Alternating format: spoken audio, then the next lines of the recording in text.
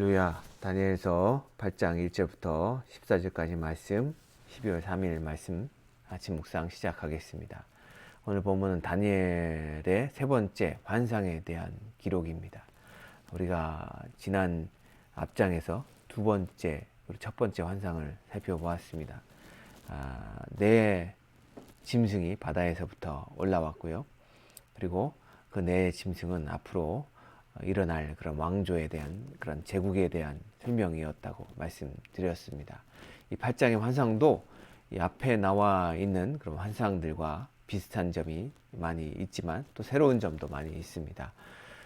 이 환상에 언제 보았냐면 벨사살 왕 제3년에 보게 됩니다. 다시 말해서 바벨론이 망하지 않은 그런 시기였죠. 이 세 번째 환상이 두 번째, 첫 번째 환상과 다른 것은 첫 번째, 두 번째 환상은 밤의 꿈과 환상으로 보여줬다고 한다면 이 세 번째 환상은 낮에 다니엘이 깨어 있을 때 그렇게 보여진 환상입니다.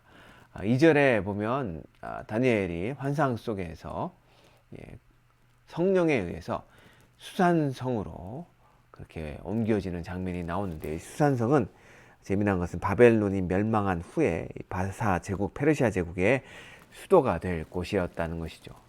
다니엘은 그 수산성의 을레 강변에 앉아 있었습니다. 을레 강변은 매우 거대한 그런 인공 운하였습니다. 우리가 지금 보려고 하는 이 환상은 다니엘이 이 수산성 을레 강변에서 본 것이었습니다. 다니엘은 보고 들은 것을 3절부터 14절까지 기록하고 있습니다. 다니엘은 을레 강변에 앉아 있다가 눈을 들어 하늘을 올려다 보았습니다. 그는 두 개의 뿔이 돋아난 수량 한 마리를 목격하였는데요. 눈여겨보니 그중에서 나중에 난 뿔이 더 길었습니다. 자, 이 두 뿔이 돋은 수양은 하나는 짧고 하나는 긴 뿔을 가지고 있는 것은 바로 메대와 바사 제국, 균형이 맞지 않은 하나는 작고 하나는 큰 제국, 연합 제국을 상징합니다. 이 바사의 상징이 수량이었다고 하죠. 따라서 이 다니엘이 환상에서 메대와 바사 제국의 상징으로 수양을 봤다는 것은 어떻게 보면 자연스러운 일일 것입니다. 이제 다니엘이 본 꿈의 장면은 다시 바뀌게 됩니다.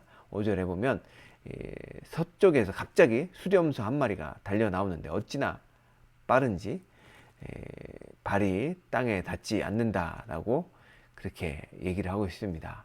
그리고 그 두 눈 사이에서는, 이 수렴소의 두 눈 사이에서는 현저한 뿔이 나오더라라고 말하고 있죠. 이 숫염소는 무엇을 의미할까요? 헬라 제국을 의미하고요. 이 숫염소 두 눈 사이에 현저한 뿔은 바로 알렉산더 대왕을 의미하죠. 그 발이 땅에 닿지 아니한다는 말은 알렉산더 대왕의 정복이 신속하다는 뜻이고, 온 지면에 두루 다닌다는 것은 그 정복의 범위가 광대하다는 의미이지요. 6절에 보면 다니엘은 숫염소가 수량을 들이받는 것을 보게 됩니다.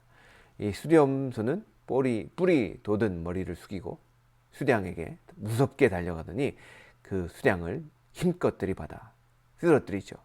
수량은 완전히 참패하고 말았습니다. 자, 이것은 메대와 바사 제국이 헬라인들에게 철저히 정복당할 것을 말해주고 있는 것이죠. 자, 8절에 의하면 숫염소는 심히 강대해졌습니다. 알렉산더 대왕은 짧은 기간에 방대한 영토를 정복해서 매우 마음이 교만한 상태로 부풀어 있었습니다. 그러나 그의 교만은 오래가지 못했죠. 그의 세력은 극에 달했을 때, 강성할 때에 큰 뿔이 꺾이듯 꺾여 버렸습니다. 본절은 누가 알렉산더 대왕을 꺾었는지 언급하지는 않지만 우리는 보이지 않는 하나님이 그를 쳤음을 알 수가 있습니다. 하나님은 손을 뻗어 숫염소의 큰 뿔을 간단하게 꺾어 버리셨습니다. 그러자 그 뿔은 사라져 버리게 되는 것이죠. 알렉산더 대왕 이후에 4명의 다른 왕들이 내 제국을, 내 나라를 그렇게 세우죠. 그러나 그 내 나라는 알렉산더가 세운 제국을 결코 따라갈 수 없었습니다. 이 헬라 제국의 네 나라는 마게도냐는 카산더가, 드라게와 소아시아는 리시마쿠스가, 그리고 수리아는 셀루커스가, 그리고 이집트는 프톨레미가 차지를 했죠. 이 수디엄소에게는 웹뿔 대신 독특하게 생긴 네 뿔이 돋아났지만 이 뿔은 원래의 큰 뿔만큼 강성하지 못했죠. 후대의 역사가 이 사실을 그대로 증언해 줍니다. 이 다니엘은 다른 사람들이 사건 발생 이후에 보게 될 것을 예언적인 환상으로 미리 보게 된 셈이죠. 이제 다니엘의 시선은 이 네 뿔에 쏠려 있었습니다. 그런데 9절에 보면 그중 한 뿔에서 작은 뿔 하나가 나타났다라고 얘기를 하고 있습니다. 이 작은 뿔은 처음에는 미미했지만 점점 강성하여 남쪽과 동쪽으로 세력을 뻗치더니 마침내 약속의 가나안 땅인 이 영화로운 땅을 향해 나아갔습니다. 이 9절에 언급된 작은 뿔은 누구를 의미할까요? 많은 학자들이 이 안티오쿠스 4세 에피파네스라고 그렇게 여깁니다. 그는 예언된 대로 헬라 제국의 왕조에서 일어난 자죠. 대군을 이끌어서 이집트를 약탈하고 또 동쪽의 지역과 그리고 가나안을 침략하기 시작합니다. 본장에서 말하는 이 작은 뿔, 그것은 셀루커스 왕조에서 나타난 안티오쿠스 4세 에피파네스를 의미하지요. 그는 하나님의 백성을 심각하게 핍박했습니다. 얼마나 그 핍박이 있었든지 요세푸스는 그 핍박자에 대해서 이렇게 기록을 하죠. 그 중에 한 왕이 일어나서 유다 나라에 전쟁을 선포하고 그들의 율법 체계를 무시하며 성전을 약탈하고 3년간 희생제물을 드리지 못하게 하였다. 유대 나라는 다니엘이 여러 해 전에 예견하고서 장차 일어날 일로 예언했었던 이 불행한 사례들을 실제로 안티오쿠스 4세 에피파네스 밑에서 겪었다라고 말을 하죠. 자, 계속해서 10절을 보겠습니다. 그것이 하늘 군대에 미칠 만큼 커져서 그 군대와 별들 중에 몇을 땅에 떨어뜨리고 그것들을 짓밟고. 자, 출애굽기 7장 4절과 12장 41절에 보면 이스라엘 지파들을 향해서 여호와의 군대라고 부르거든요. 그러니까 본문에 나온 이 하늘 군대는 실은 천사가 아니라 주님의 백성들을 의미하죠. 이 안티오쿠스는 하나님의 백성들을 무자비하게 탄압하고 그리고 하나님을 대적하는 그러한 죄를 짓고 있습니다. 이 불경스러운 안티오쿠스의 행위는 11절과 12절에 또 계속해서 이어집니다.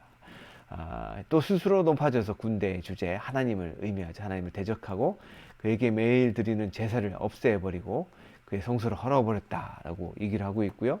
또 12절에 보면 매일 드리는 이 제사, 그의 악으로 말미암아 백성이 매일 드리는 제사가 넘긴 바 되었고 그것이 또 진리를 땅에 던지며 자유로 행하여 형통했다라고 말하고 있죠. 12절에 매일 드리는 성전 제사가 안티오쿠스의 손에 들어가 온갖 수욕을 당하는 것을 말해주고 있고요. 이 시기로 또 따지면 이스라엘 역사에서 이 안티오쿠스로 인해서 그 진리가 땅에 떨어진 때였고 악한 안티오쿠스가 무제한으로 행악을 하면서 득세하던 시기였습니다.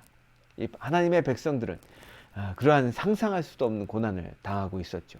이 사방은 완전히 칠흑 같은 그런 어둠 속에 놓여 있었습니다.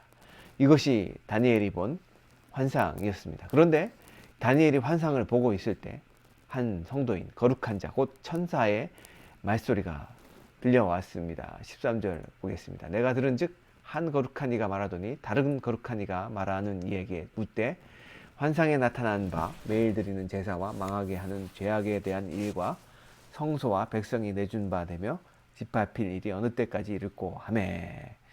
자, 이 천사는 다른 천사에게 다니엘이 환상에서 본 사건들을 다시 설명해 준 듯 합니다. 이 둘째 천사는 이렇게 물었죠. 도대체 언제까지 이 끔찍한 일들이 지속될 것입니까? 언제까지 저 포악한 악인이 하나님의 백성들을 박해할 것입니까? 라고 지금 천사가 묻고 있는 것이죠. 그 물음에 14절은 이렇게 대답을 합니다. 그가 내게 이르되 2300 주야까지니 그때에 성소가 정결하게 되리라 하였느니라. 자, 보통 1년을 360일로 잡으면 2300일은 약 6년 한 4개월이 됩니다. 이 숫자는 실제로 이 사건이 발생한 주전 171년부터 165년 사이의 시기와 일치하죠. 역사상의 시기와 일치하다는 것입니다. 이 안티오쿠스 에피파네스는 그 시기에 유대인들을 핍박하면서 불경스러운 악행들을 계속해서 저질렀습니다. 이 기간의 마지막 3년은 성전에서 이교의 희생제물을 바치는 그러한 일들을 자행했죠. 그러다가 이 마카비 가문의 혁명으로 성전 정화 재봉헌이 허락되었고요. 곧이어 안티오쿠스가 갑자기 죽어버리는 일이 일어납니다. 이러하여 14절 끝의 약속은 다니엘이 이미 보고 들은 대로 실현이 되었죠. 우리는 본장에서 우리에게 주는 교훈들을 짚어보고 넘어가야 합니다. 자, 9절은 이 안티오쿠스 에피파네스를 작은 뿔이라고 언급했습니다. 7장에서도 또 하나의 작은 뿔이 등장하죠. 이 뿔은 말세에 나타나서 주의 백성들에게 전례가 없는 고난을 퍼부을 어떤 개인이었습니다. 그런 그가 싱겁게도 하나님의 심판이 임하자 즉시 권세를 빼앗기고 멸망당하는 것이 예언되죠. 그런데 본장에 이 안티오쿠스를 작은 뿔이라고 불렀는데 그는 예언된 대로 역사상에 나타났었고 예고된 그대로 역사의 무대에서 사라졌습니다. 그에 대한 예언의 말씀을 처음 들은 자들은 아마 그 말씀을 믿지 못했을지도 모르겠습니다. 그러나 예언의 말씀은 어떻게 되었죠? 그대로 일어났습니다. 자, 우리가 기다리는 미래의 사건들도 분명히 그대로 일어날 것입니다. 우리는 적그리스도의 출현이 확실하다는 것을 염두에 두며 살아야 합니다. 한편 우리는 적그리스도의 재고도 역시 확실하다는 사실을 믿고 또한 기뻐해야 합니다. 자, 그럼 왜 주전 2세기 말에 이 안티오쿠스와 세상 종말 때에 나타날 이 불법의 사람이 똑같이 작은 뿔로 묘사되었을까요? 이 둘은 독특한 개인들입니다. 한 사람은 이미 역사에 나타났었고 다른 한 사람은 아직 출현하지 않았습니다. 그런데 왜 상이한 이 두 인물이 동일한 용어로 표현되었겠습니까? 그 이유는 이렇습니다. 이 두 인물은 적그리스도적인 행동을 한 인물이었고 또 할 인물이었기 때문입니다. 신약의 말씀에 비추어 이 점을 잠깐 생각해 보겠습니다. 신약에 보면 요한 1서 2서에는 적그리스도가 나타날 것이라고 누차 지적되어 있죠. 그런데 신약은 그리스도의 영이 이미 이 세상에 들어왔고 많은 적그리스도들이 벌써 나타났다라고 증언을 하고 있습니다. 앞에서 이미 나타난 적그리스도들이 마지막 적그리스도와 동일한 칭호로 불리는 까닭은 그들이 하나의 전임자들의 예표에 해당되기 때문입니다. 자, 이 마지막 때의 적그리스도는 훨씬 능력이 강하고 또 한층 사악한 자이죠. 그러나 그는 전임자들과 전혀 다르지 않는 동류의 인물입니다. 다만 그의 권세와 악독성이 앞서간 적그리스도들보다 훨씬 월등할 뿐이죠. 그러니까 그의 출현은 이 세상이 전혀 경험해 보지 못한 일들은 아니라는 것이죠. 이미 역사상에 많은 적그리스도인들이 나타났었습니다. 하지만 이 마지막 때의 적그리스도는 그의 활동에 있어서 전례가 없는 격렬함을 보여주게 됩니다. 지금까지 많은 작은 뿔들이 세상에 나타났죠. 마지막 때까지 이 작은 뿔들의 활약은 지속되었습니다. 그리고 지속될 것입니다. 안티오쿠스 에피파네스를 위시해서 하나님을 멸시하고 하나님의 백성들을 멸절시키기 위해 악독을 퍼부은 자들은 매우 많았습니다. 대표적인 인물이 네로 황제였고 히틀러였고 스탈린이었고 모택동이었습니다. 지금도 교회를 핍박하고 하나님을 대적하는 많은 이 작은 뿔들, 이 적그리스도들이 엄연히 존재한다는 것이죠. 그러나 우리는 이런 포악무도한 자들이 하나님의 눈에는 한낱 작은 뿔들임을 기억해야 합니다. 우리가 보기에 이들의 세력은 대단해 보입니다. 그렇지만 하나님의 눈에는 전혀 그렇지 않습니다. 그들은 자신만만하며 큰 소리를 칠지 모릅니다. 그들은 영구히 집권할 것처럼 보이기도 할지 모르겠습니다. 그러나 하나님에게는 그러한 세력들이 아무것도 아닙니다. 하나님은 인간의 막강한 세력들을 마음대로 제거시키기도 하시며 최후의 적그리스도도 전능하신 힘으로 쓸어버리십니다. 다른 것이 있다면 적그리스도가 맨 나중에 등장할 뿐입니다. 하나님은 인간의 능력을 보고 웃으십니다. 그분에게는 메대와 바사 왕국이 뒤집혀진 양에 불과합니다. 이 헬라의 세력도 어리석은 수량 한 마리의 힘에 불과합니다. 이 알렉산더 대왕의 뿔도 하나님께서는 손가락으로 꺾어 버리십니다. 그럼 안티오쿠스 에피파네스는 어떠할까요? 그의 왕국은 그다지 크지 않았습니다. 그러나 그는 하늘을 향해 주먹질을 하고 침을 뱉는 자였으므로 하나님의 입장에서 보면 더 주목되는 인물이었습니다. 그래서 다니엘서는 다른 제국에 비해서 이 안티오쿠스 에피파네스에게 훨씬 많은 분량의 지면을 할애합니다.